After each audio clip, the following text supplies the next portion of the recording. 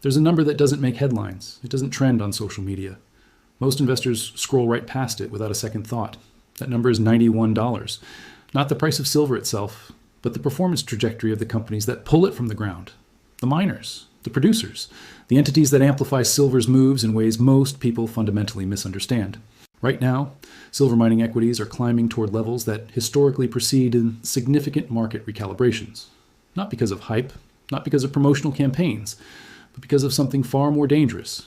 A structural imbalance that's been building quietly beneath the surface of a market most participants have stopped watching. Welcome. I'm here today not to sell you a narrative, but to walk you through what's actually happening in the silver mining sector. And more importantly, what it means for your capital, your strategy, and your decision-making in the months ahead. This is not about getting rich quickly. It's about understanding a developing situation with clear historical precedents, identifiable risks, and genuine strategic implications. Whether you currently hold positions in this space or you're evaluating whether to establish them, the next 25 minutes will equip you with the framework you need to navigate what comes next. Let's begin with the foundation. What's actually moving beneath the surface of this market? Silver occupies a peculiar position in modern markets. It's simultaneously an industrial commodity, a monetary metal, and a volatility instrument that behaves unlike almost anything else in the investment universe.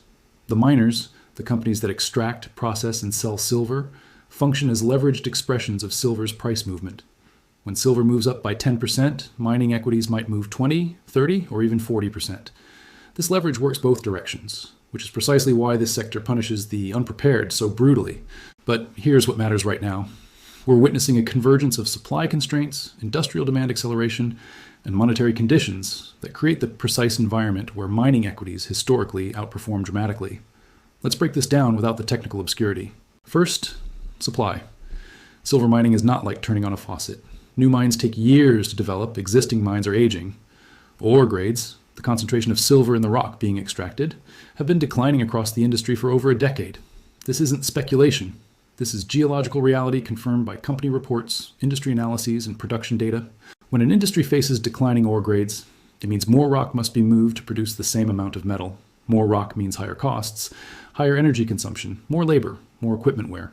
The cost floor rises even if silver prices stay flat. Simultaneously, we're seeing production disruptions from geopolitical instability in key mining regions, environmental regulations tightening extraction parameters, and a persistent underinvestment in exploration that dates back to the price crash of 2013. The result? Primary silver production, silver extracted specifically for silver, not as a byproduct of copper or gold mining, has been essentially flat for years while demand continues to expand. Now, demand. This is where the narrative shifts from interesting to consequential. Silver's industrial applications are expanding, not contracting. Solar panel manufacturing alone now consumes over 100 million ounces annually. Electric vehicles require significantly more silver per unit than traditional automobiles. 5G infrastructure, medical applications, water purification, electronics manufacturing. These aren't speculative future uses. These are current, growing consumption categories driven by technological transitions that governments worldwide are actively subsidizing and mandating. Add to this the monetary dimension. When real interest rates, the return on savings after accounting for inflation, remain low or negative, precious metals become comparatively more attractive. Not because they generate yield, but because they preserve purchasing power without counterparty risk. We're in an environment where central banks continue expanding their balance sheets, where currency debasement remains policy orthodoxy, and where the traditional safe havens of government bonds offer returns that struggle to match inflation. In this context, silver functions as both an industrial input and a monetary alternative. The mining companies that produce it become leveraged plays on both dynamics simultaneously. This convergence, supply constraint, meeting demand expansion in an environment of monetary uncertainty, doesn't happen frequently. When it does, the sector tends to move in ways that surprise even experienced investors. The move toward $91 in mining equity valuations isn't random. It reflects capital beginning to recognize what the fundamentals have been signaling for months. Understanding what might happen next requires looking at what happened before. Not to predict the future with certainty, that's impossible, but to recognize the patterns that tend to repeat when similar conditions align. Let's examine 3 distinct periods when silver mining equities experienced major revaluations: 2003 to 2008, 2009 to 2011, and 2016 to 2020. In the mid-2000s, silver began a sustained advance from roughly $5 per ounce to nearly $20 by 2008. During this period, major silver mining indices rose not by 100% or 200%, but by over 400% in some cases. What drove this? A combination of Chinese industrial demand expansion, loose monetary policy following the dot-com crash, and a global commodities supercycle fueled by infrastructure investment. Supply struggled to keep pace. Miners became extraordinarily profitable. Equity valuations reflected that profitability expansion. Then came 2008. Everything collapsed. Mining equities fell harder and faster than the metal itself, demonstrating the brutal reality of leverage in both directions. But notice what happened next. From late 2008 through 2011, as central banks implemented unprecedented monetary expansion in response to the financial crisis, silver rocketed from $9 to nearly $50. Mining equities multiplied several times over during this period. This wasn't a smooth ride. There were violent corrections along the way. 60% of investors who entered positions during this rally probably sold at losses during temporary pullbacks. The emotional intensity was extraordinary. What followed 2011 was a devastating bear market. Silver fell from $48 to $14 over 4 years. Mining companies that had expanded production based on high price assumptions found themselves trapped with expensive projects in a collapsing price environment. Many went bankrupt. Others survived but destroyed shareholder value. This period, 2011 to 2015, taught a generation of investors to fear silver mining equities. The sector became a graveyard of capital. Retail investors swore off the space entirely. Institutional allocation dried up. But again, notice what happened. From 2016 to 2020, silver quietly advanced from $14 to nearly $30. Mining equities once again multiplied in value for those who recognized the turning point. The pattern isn't perfectly predictable, but it's consistent. Periods of supply-demand imbalance combined with monetary expansion create explosive moves in mining equities, followed by brutal corrections that wash out weak hands, followed eventually by new cycles as fundamentals reassert themselves. We appear to be entering another one of these phases, not because history repeats exactly, but because the underlying mechanics, leverage, supply constraints, demand growth, monetary conditions, are aligning similarly. The danger isn't in recognizing the pattern. The danger is in how you respond to it. Here's the uncomfortable truth. Most people who recognize this opportunity will still lose money, not because the thesis is wrong, but because they'll sabotage themselves with predictable behavioral errors. Let me explain how this typically unfolds. Phase 1. Initial recognition. You see silver moving. You notice mining stocks beginning to outperform. You read analyses like this one. You feel the intellectual appeal of the thesis, but you hesitate. You want more confirmation. You wait. Phase 2. Acceleration. Prices move higher. The gains become harder to ignore. Friends mention it. Financial media starts covering it. You feel the fear of missing out intensifying. Your original hesitation now feels like a mistake. Phase 3, capitulation entry. You finally buy in, but you've waited so long that you entered elevated valuations. Your position size is larger than it should be because you're trying to make up for lost time. Your emotional investment is now disproportionate to your analytical conviction. Phase 4, the inevitable correction. Markets don't move in straight lines. A temporary pullback occurs. If you bought at higher levels with oversized positions, this pullback creates immediate pain. Your unrealized gains disappear or turn into losses. Phase 5. Panic exit. Unable to tolerate the volatility you weren't prepared for, you sell during the correction. You tell yourself you'll buy back when things stabilize. But when prices recover, you're on the sidelines again, now twice burned. This cycle repeats across every major market move in every asset class throughout history. It's not a flaw in you personally. It's human psychology confronting market mechanics. The professionals who profit from these situations don't have better information than you. They have better emotional discipline. They size positions appropriately. They expect volatility. They don't confuse a thesis with a guarantee. Let me be direct. If you cannot tolerate watching a position drop 30% without selling, you should not be establishing positions in silver mining equities. Period. The volatility is inherent. It's not a bug. It's a feature of the leverage dynamics. If you need money within the next 12 months, this is not where that money belongs. If you're using borrowed funds, you're setting yourself up for disaster. If you're betting your financial security on this thesis, you've already made the critical mistake. The opportunity in front of us is real, but it demands a level of emotional maturity that most participants simply don't possess. That's not judgment, it's observation, based on decades of market history. Your edge isn't in finding the opportunity, your edge is in handling the opportunity correctly when everyone else is panicking. Let's get specific about why mining equities behave the way they do. Understanding this mechanism is essential to managing positions intelligently. Imagine a silver mining company producing 10 million ounces annually. Their all-in production cost, everything included, is $20 per ounce. If silver trades at $25, their profit margin is $5 per ounce, generating $50 million in annual profit. Now silver rises to $35. Their costs haven't doubled. Maybe they've risen to $22 due to some inflation in inputs. But now their margin is $13 per ounce. Their profit has increased from $50 million to $130 million. Revenue increased 40%, but profits increased 160%. This is operating leverage.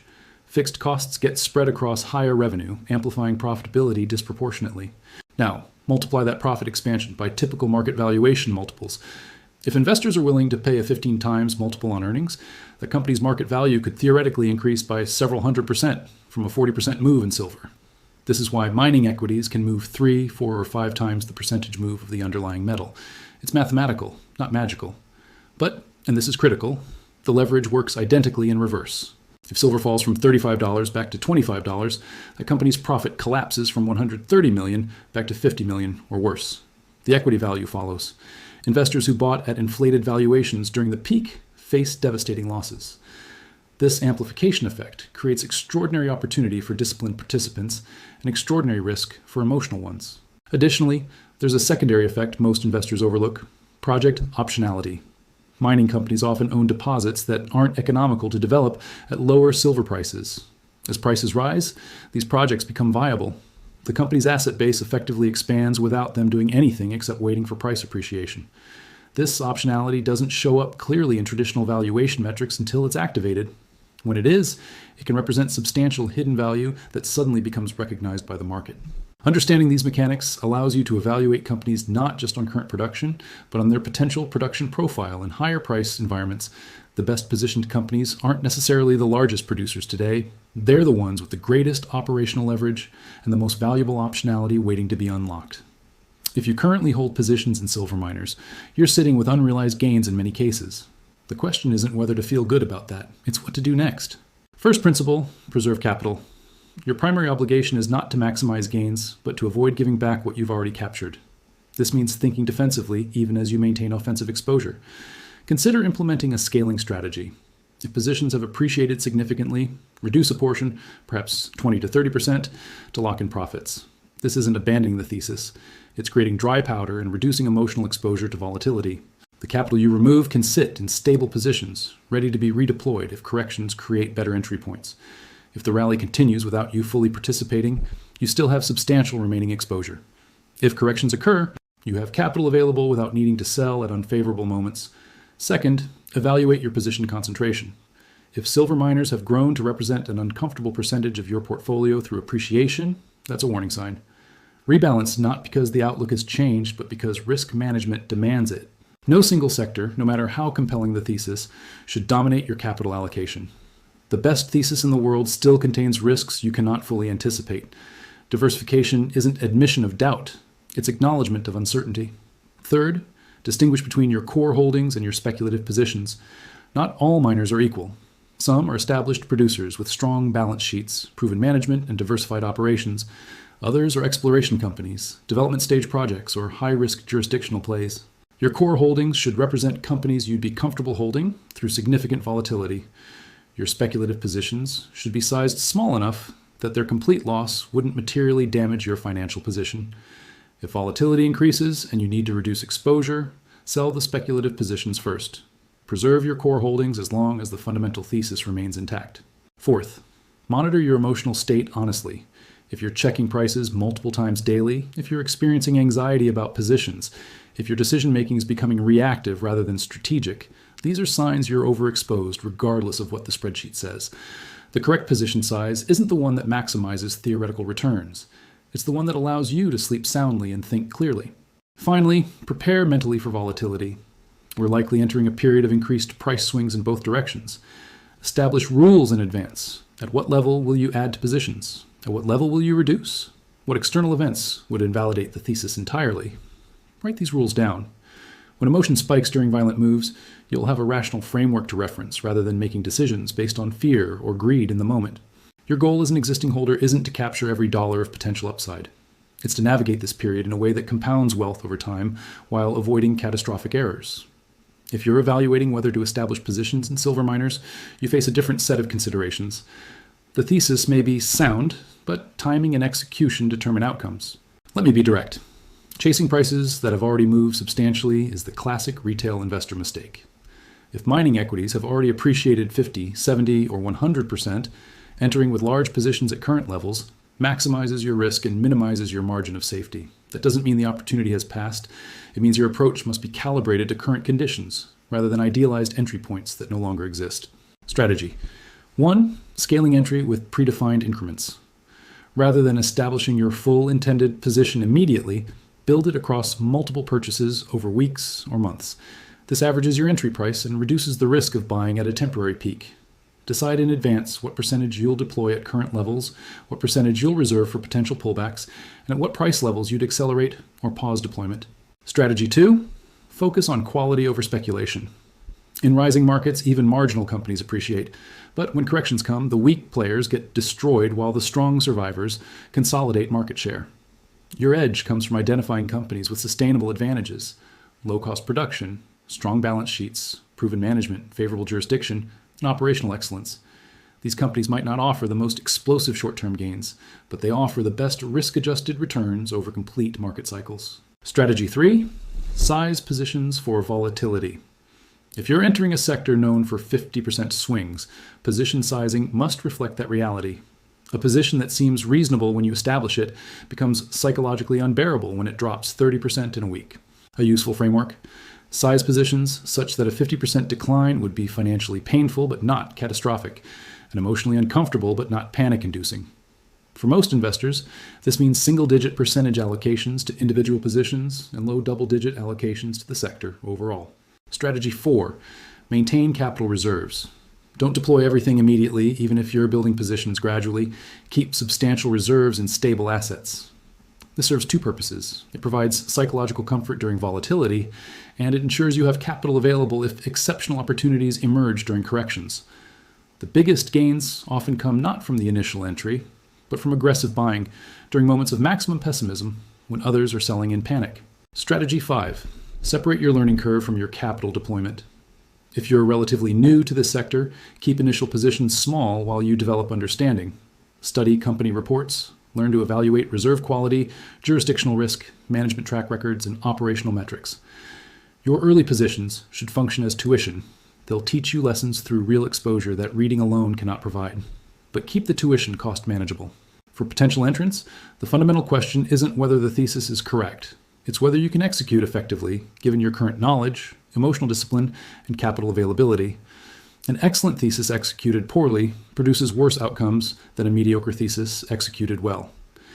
Let me outline the specific errors that destroy capital in sectors like this. These aren't theoretical. They're behavioral patterns that repeat with such consistency that you can almost predict who will make them. Mistake 1. Over-leveraging through margin or options. The temptation to amplify gains through borrowed money or leveraged instruments is intense in trending markets.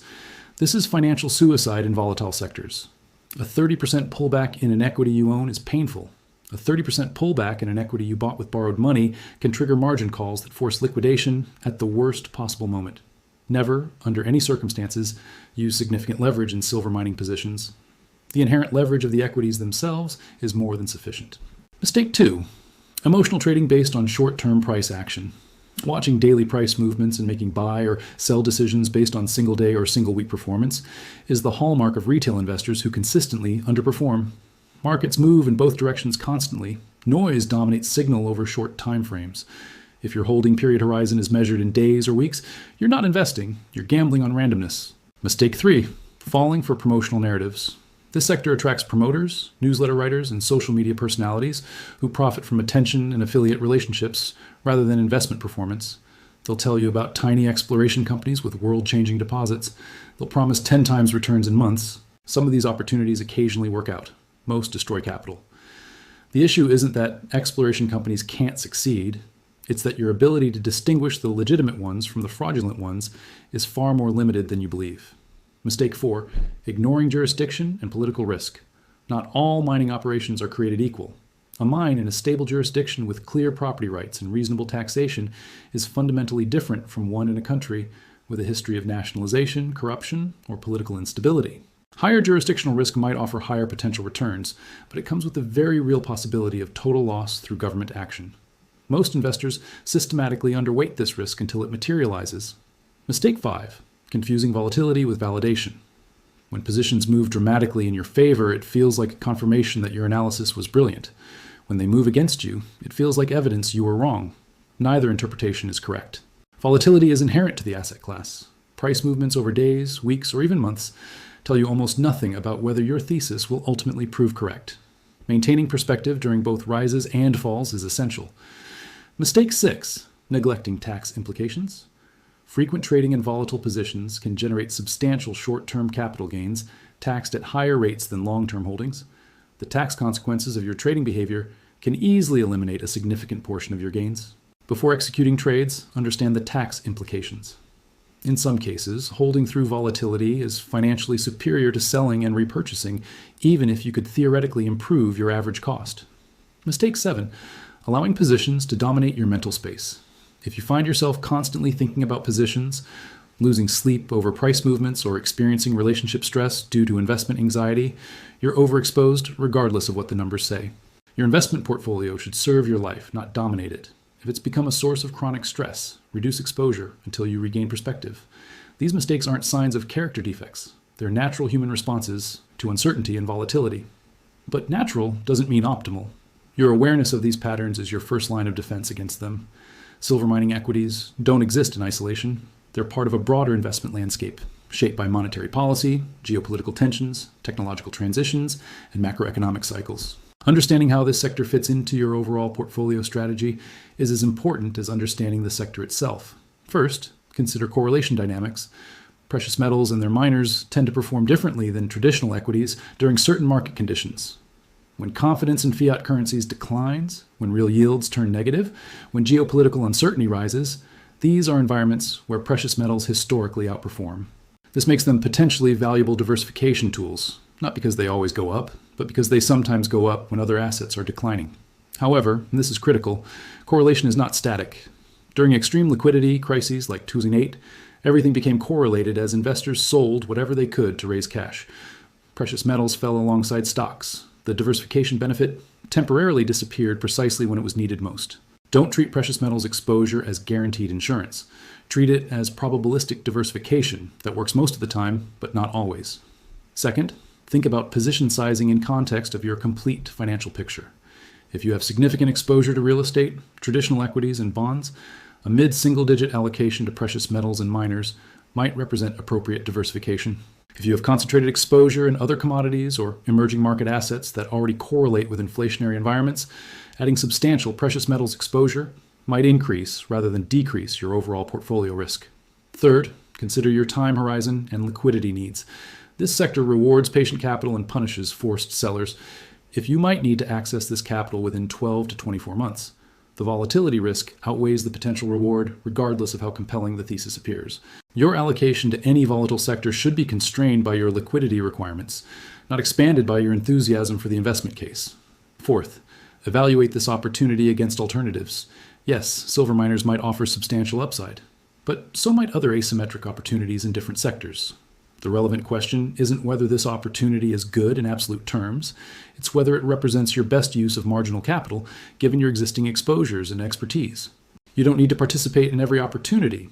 You need to participate effectively in the opportunities that best match your capabilities and circumstances. Finally, maintain perspective on unknowns. The thesis outlined here is based on observable fundamentals, historical patterns, and logical extrapolation. But markets are complex adaptive systems influenced by countless variables we cannot fully anticipate. Black swan events happen, policy changes occur, technological disruptions emerge. Your well-reasoned thesis can be invalidated by developments you couldn't have predicted. This isn't an argument against participation. It's an argument for humility. Stay flexible. Update your views as new information arrives. Don't fall so in love with a narrative that you ignore contradictory evidence. The best investors aren't the ones with perfect foresight. They're the ones who position themselves to benefit when they're right while surviving when they're wrong. We're approaching a potential inflection point in silver mining equities. The fundamentals suggest meaningful upside potential. The technicals show momentum building. The sentiment remains subdued enough that we're likely not at a euphoric peak. But potential is not destiny. An opportunity is not the same as guaranteed outcome. What separates successful navigation of this environment from costly mistakes isn't information. It's execution. It's the ability to act strategically when others are reacting emotionally. It's the discipline to maintain predetermined rules when market volatility tempts you to abandon them. Let me be clear about what I'm not saying. I'm not predicting silver will definitely reach specific price levels. I'm not guaranteeing mining equities will multiply in value. I'm not suggesting this is a risk-free opportunity or that timing is simple. What I am saying, the structural dynamics in place create conditions historically associated with significant moves in this sector. The risk-reward profile appears favorable for appropriately sized positions held with proper discipline, and the probability of meaningful gains seems higher than the probability of catastrophic loss for quality companies purchased at reasonable valuations. But probability is not certainty. Favorable odds still include unfavorable outcomes. Your job isn't to bet everything on those favorable odds. It's to position yourself to benefit from them while protecting against the scenarios where they don't play out as expected. This means several concrete things. Position sizing that allows you to sleep soundly. Entry strategies that don't require perfect timing. Company selection that prioritizes quality over speculation. Emotional preparation for volatility. Predefined rules for when you'll add, when you'll reduce, and what would invalidate the thesis entirely. It means treating this as one component of a diversified strategy, not as your path to financial independence. It means checking your ego at the door and acknowledging that you could be wrong, the timing could be off, or external factors could derail even a sound thesis. It means being honest about your own behavioral tendencies. If you know you struggle with volatility, size positions smaller. If you know you chase performance, establish positions before momentum becomes obvious. If you know you hold too long, set predetermined exit levels in advance. Your awareness of your own weaknesses is more valuable than your analysis of market strengths. The move toward $91 in silver mining valuations tells us something important. Capital is beginning to recognize what fundamentals have been signaling. Supply constraints are real. Demand expansion is measurable. Monetary conditions favor hard assets. The leverage dynamics of mining equities amplify these trends. This creates opportunity. Real, substantive, potentially significant opportunity. But opportunity without discipline is just another way to lose money. And discipline without preparation is just luck waiting to run out. So here's what I want you to take from this. Don't rush. Don't panic. Don't confuse a compelling thesis with a guaranteed outcome. If you hold positions, manage them actively. Take some profits if you're up significantly. Reduce concentration if it's become uncomfortable. Prepare emotionally for volatility. Follow your predetermined rules even when emotion tempts you to abandon them. If you're evaluating entry, move deliberately. Build positions gradually. Focus on quality. Size for volatility. Maintain reserves. Don't try to capture every dollar of potential upside. Prioritize risk management over return maximization. For everyone, stay informed. Monitor the fundamentals. Watch for changes in the supply-demand balance, monetary policy, or industrial consumption patterns that might strengthen or weaken the thesis. Remain flexible enough to adjust as conditions evolve. The investors who profit most from environments like this aren't the ones who predict perfectly. They're the ones who position intelligently, manage risk effectively, and maintain emotional equilibrium when everyone else is oscillating between euphoria and panic. You have the information you need. You understand the dynamics at play. You recognize the risks and the opportunities. Now comes the hard part. Execution, discipline, patience, emotional maturity. These aren't exciting qualities. They don't generate headlines or social media engagement. But they're what separates investors who compound wealth over decades from those who chase opportunities and consistently arrive too late or exit too early. The market will do what it does. Your job isn't to control that. Your job is to control yourself, your position sizing, your entry and exit decisions, your emotional responses to volatility. Do that well, and the opportunities in front of us become manageable, potentially profitable, and appropriately positioned within a broader wealth-building strategy. Do it poorly, and even the best thesis becomes another lesson in what not to do next time. The choice, as always, is yours. The market doesn't care about your intentions or your analysis. It only responds to your actions. Make them count. Thank you for your attention. Stay disciplined, stay informed, and above all, stay rational.